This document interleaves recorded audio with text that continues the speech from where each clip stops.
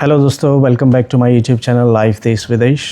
दोस्तों, आज का मेरा ये ब्लॉग थोड़ा सा अलग है, थोड़ा हैवी है और थोड़ा सा इमोशनल भी है। दोस्तों, आज सुबह क्या हुआ, मेरे घर से फ़ोन आया पापा का, बिल्कुल एकदम सुबह, लगभग यहाँ के 5 बज रहे थे। सुबह हम लोग उठे भी नहीं थे और पापा नॉर्मली उस टाइम पे कॉल करते नहीं हैं। तो एक बार मिस कॉल हुई, 2 बार मिस कॉल हुई, तो मैं दूसरी मिस कॉल पे मैं जागा और मैंने देखा तो पापा का कॉल था। मैंने कॉल बैक किया तो पापा ने बताया कि आज उनको किसी ने गाली दी और उनका कॉलर तक पकड़ा और इवन उनको थ्रेट किया। तो मैं इसे कहूँगा कि एक तरीके से उनको फ़िज़िकली और मेंटली अब्यूज़ किया। दोस्तों, अगर मैं आज यूके में नहीं होता, अगर मैं इंडिया में होता, तो पहले तो इंडिया में अगर मैं होता, उसकी हिम्मत नहीं होती इस तरह का काम करने की, और अगर उसने ऐसा किया भी होता तो उसका क्या असर होता वो मैं ख़ुद भी नहीं जानता। दोस्तों, लोग सोचते हैं कि अरे ये तो बाहर चले गए, वहीं पे सेटल हो गए और कहाँ ये अपने माँ बाप को पूछते होंगे, अब ये तो वहीं पे जाके बस गए अब, है ना। लेकिन दोस्तों, वो भूल जाते हैं कि भले ही हम बाहर रह रहे हैं, बाहर विदेश में रह रहे हैं, लेकिन हमारा मन अभी भी वहाँ पे है। हमारे माँ बाप वहाँ पे हैं, हमारे रिलेटिव वहाँ पे हैं, हमारे दोस्त वहाँ पे हैं, तो हमारा मन अभी भी इंडिया में है। लोग ये भूल जाते हैं, तो उनको ये याद रखना चाहिए। दोस्तों, आप ज़रा सोचिए, अगर आप बाहर रह रहे हैं, है ना, आप किसी भी कंट्री में बाहर रह रहे हैं, देश इंडिया से बाहर रह रहे हैं, या फिर इंडिया में भी अगर आप अपने स्टेट से किसी दूसरे स्टेट में बाहर रह रहे हैं और गांव में अगर घर पे आपके मम्मी पापा बुज़ुर्ग लोग रह रहे हैं वहाँ पे, और आपके पापा का कॉल आया आपको और वो आपको बताएं कि किसी ने उनका कॉलर पकड़ा और उनसे बदतमीज़ी करी, तो आप क्या करेंगे? वही करेंगे ना जो मैं सोच रहा हूँ। तो मैंने भी वही किया। मैंने उस पापा से उसका नंबर लिया, उस आदमी का नंबर लिया, उसको कॉल किया और मैंने उसको पोलाइटली बोला कि मैंने कहा जाके जो भी है ठीक है, तूने जो भी कर दिया, मैं वहाँ पे अभी नहीं हूँ, मैं अभी कुछ नहीं कर सकता, लेकिन अभी जाके पापा से माफ़ी मांग ले, है ना, और उनको एक बार, वो बड़े हैं तुमसे उम्र में, उनसे माफ़ी मांग लो, गलती से हो गया या जो भी है, मैं कुछ नहीं करूँगा। मैंने कहा अगर तुम्हें ये नहीं करना है, अगर ये तुम चाह रहे हो कि जो तुमने किया ठीक किया या जो भी है, मैंने कहा जितना तुमने किया है उसका 10 गुना तुमको मिलेगा। मैंने कहा उससे 10 गुना मैं तुमको दूंगा वापस। तो उस टाइम उस आदमी ने बोला कि ठीक है, मैं करता हूँ, और फिर उसने फ़ोन काट दिया। और बाद में मैंने फिर पापा को कॉल किया कि क्योंकि देखिए, ऐसी सिचुएशन होती है जहाँ पे पेरेंट्स अकेले गाँव में रह रहे हैं और उनके साथ ऐसा अगर हो जाए तो वो किसको बोलेंगे? अपने बच्चों को बोलेंगे ना। तो उनको एक इमोशनल सपोर्ट की भी ज़रूरत थी उस टाइम पे। और पापा हमारे इतने सभ्य हैं, इतने नेक दिल वो इंसान है कि किसी को आज तक उन्होंने तू शब्द बोलते हैं ना, वैसा भी नहीं बोला होगा। तो मैंने उनको कॉल किया दोबारा से कि ताकि थोड़ा सा उनको इमोशनली सपोर्ट कर सकूं। तो मैंने उनको कॉल करके बताया कि वो आपको कॉल करेगा या आपसे माफ़ी मांगेगा, आप डोंट वरी, आप कुछ मत करिए और आप परेशान मत होइए। तो बाद में जब कुछ टाइम के बाद में मैंने उनको फिर से कॉल किया कि मैंने उसका कोई कॉल आया या उसने माफ़ी मांगी, शाम हो गई, नहीं, कुछ भी नहीं हुआ। वो ये एक्सेप्ट करने के लिए तैयार नहीं हुआ ये कि उसने कोई गलती करी है। तो जब मैंने पापा से पूछा कि मैटर क्या था, क्या हुआ था, तो उन्होंने बताया कि हमारे गांव में कुछ खेत हैं और तो वो खेतों में अभी खेती वहाँ पे नहीं हो पाती क्योंकि हमारे पेरेंट्स अकेले रहते हैं, तो कोई इतना मतलब उन पे खेतों पे मेहनत करने वाला नहीं है। तो खेत कुछ ऐसे अभी छोड़े हुए हैं, लेकिन हमारा प्लान है आगे चल के हम उनमें कुछ करेंगे। तो उस व्यक्ति ने बगैर पापा से पूछे, बगैर हमारे घर पे पूछे, उसमें खुदाई चालू कर दी और उसमें खुदाई चालू करके वो उसमें अपनी छोटी सी एक नहर बनाना चाह रहा था जो पानी की निकासी के लिए इस्तेमाल होती। और ये जब काम हो रहा था, उसने बगैर पूछे ये काम भी शुरू कर दिया और पापा को इसकी जानकारी नहीं थी। तो किसी ने आके बताया गांव से कि आपके खेत में कोई खुदाई चल रही है और कुछ काम चल रहा है वहाँ पे। तो पापा देखने गए और पापा ने काम रुकवाया, मना किया कि भाई ऐसा नहीं कर सकते तुम बगैर मेरी इजाज़त के, है ना। तो ओबियसली हर कोई बोलेगा, अगर उसकी अपनी ज़मीन है तो उस पर अगर कुछ हो रहा है तो डेफिनेटली पूछेंगे। तो जो लोग वहाँ पे काम कर रहे थे, वहाँ पे ग्राम प्रधान भी थे और उन्होंने इस बात को माना और उन्होंने इस चीज़ को एक्सेप्ट किया, स्वीकारा कि हाँ ये गलत है, और उन्होंने काम रोक दिया। लेकिन ये बंदा जो है, ये बंदा उल्टा पापा के पास आता है और उनको गालियाँ देता है और बोलता है कि ये जो नहर बनेगी ये तुम्हारे खेत से ही बनेगी। देखिए आप किस किस हद तक लोग गिर चुके हैं।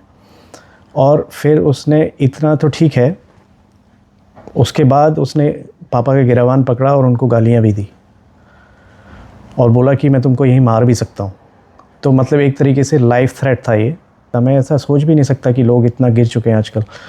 उस व्यक्ति की उम्र लगभग पापा से 20 साल छोटा कोई व्यक्ति है, कुछ तो लिहाज करना चाहिए, कुछ तो उम्र का लिहाज करना चाहिए, है ना। अगर आपको कोई इशू है, किसी तरह की बात है, तो आपको बात करनी चाहिए, आपको पोलाइटली बात करनी चाहिए, या अगर आपको कोई मसला है तो उसको डिस्कस करना चाहिए, उससे निष्कर्ष निकालना चाहिए, या मुझे फ़ोन कर लेते हैं यहाँ पे। अगर वो पापा को बोलता पोलाइटली या फिर कोई चीज़ ऐसी बात होती तो कभी मना नहीं करते किसी चीज़ के लिए। लेकिन एक तरीका होता है ना हर चीज़ का, तो ऐसा नहीं करना चाहिए था। तो दोस्तों अभी आप समझ सकते हैं कि ये किस तरह की हमारे ऊपर कैसी बीत रही होगी और हम लोग क्या इमोशनली कितना डिस्ट्रेस हम होंगे।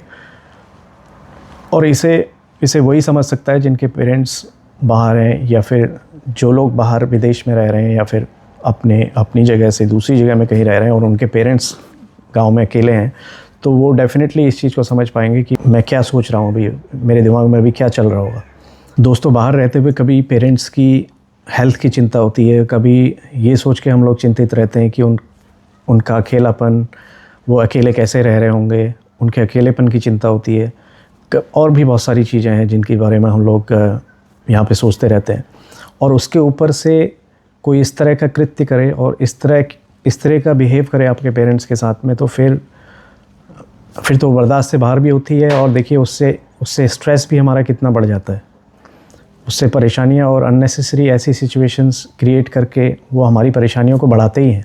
मैं आप लोगों से हाथ जोड़ के रिक्वेस्ट करता हूँ, अगर आपके आसपास, आपके गांव में, आपके आसपास, अगर आपके कहीं भी आपके आसपास कोई बुज़ुर्ग रह रहे हैं, कोई छोटे बड़े, उससे फ़र्क नहीं पड़ता, आप उनकी रिस्पेक्ट करिए, आप उनकी जितनी हो सकती है मदद करिए, है ना। वैसे मदद की बात नहीं कर रहा हूँ, आजकल हर कोई अपने अपने आप में सक्षम है। आप इमोशनली उनको सपोर्ट कर सकते हैं, है ना, किसी तरह से उनसे अच्छी बातचीत रख सकते हैं, उनको रिस्पेक्ट दे सकते हैं।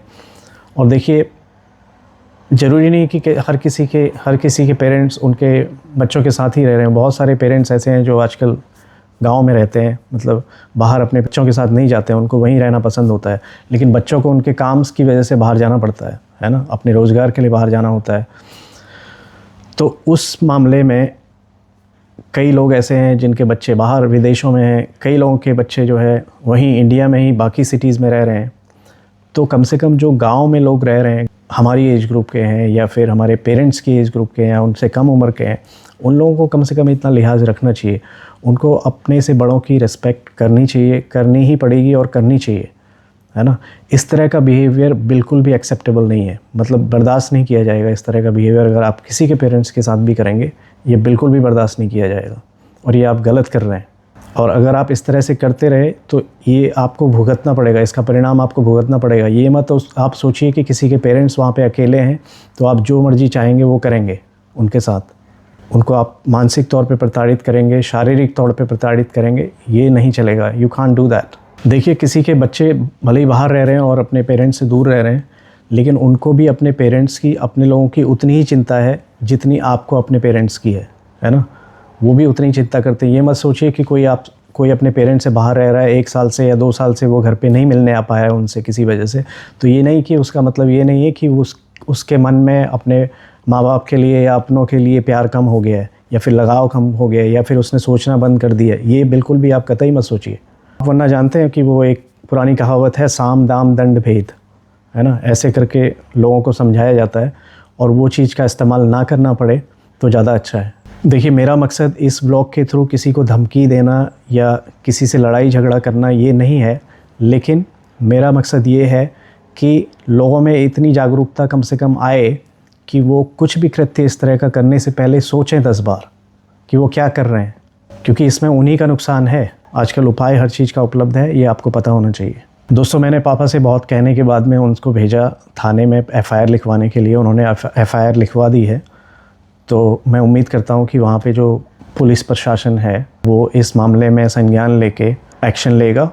और इस तरह का मतलब ये एक्शन लेने से ये नहीं है कि हमें कोई उससे फ़ायदा होने वाला है या फिर कुछ ऐसा। इससे कम से कम ये एक सबक बनना चाहिए बाकी लोगों के लिए भी कि वो अपने से बड़ों का सम्मान करें, बुज़ुर्गों का सम्मान करें, किसी भी तरह जोश में आके होश ना खोएं, जोश में आके कुछ ऐसा गलत कृत्य ना करें जिससे कि किसी को कोई परेशानी हो, है ना। ये लोगों के लिए, सभी के लिए ये सबक होना चाहिए। इस तरह की मैं उम्मीद करता हूँ जो भी पुलिस प्रशासन में जहाँ पे भी एफआईआर हुई है ना, उनसे मेरी ये उम्मीद है। और दोस्तों, मैं एक और बात आप लोगों को बताना चाहूँगा कि सुबह से ही मैंने कुछ अपने दोस्तों से भी फिर बात की इंडिया में इस चीज़ को लेके, तो उन लोगों का बड़ा इमोशनल सपोर्ट मिला और मैं बहुत बहुत धन्यवाद उन सभी का करता हूँ जिन लोगों ने भी कॉल्स की और जिन लोगों ने भी हमसे बातचीत की, तो उनका बहुत बहुत धन्यवाद। तो दोस्तों, आज के ब्लॉग में बस इतना ही। मैं इस ब्लॉग के माध्यम से आप सभी से एक रिक्वेस्ट करना चाहूँगा कि किसी भी तरह का कोई दुर्व्यवहार किसी के साथ आप मत करिए, चाहे वो किसी भी उम्र के हों, कोई भी हो, है ना।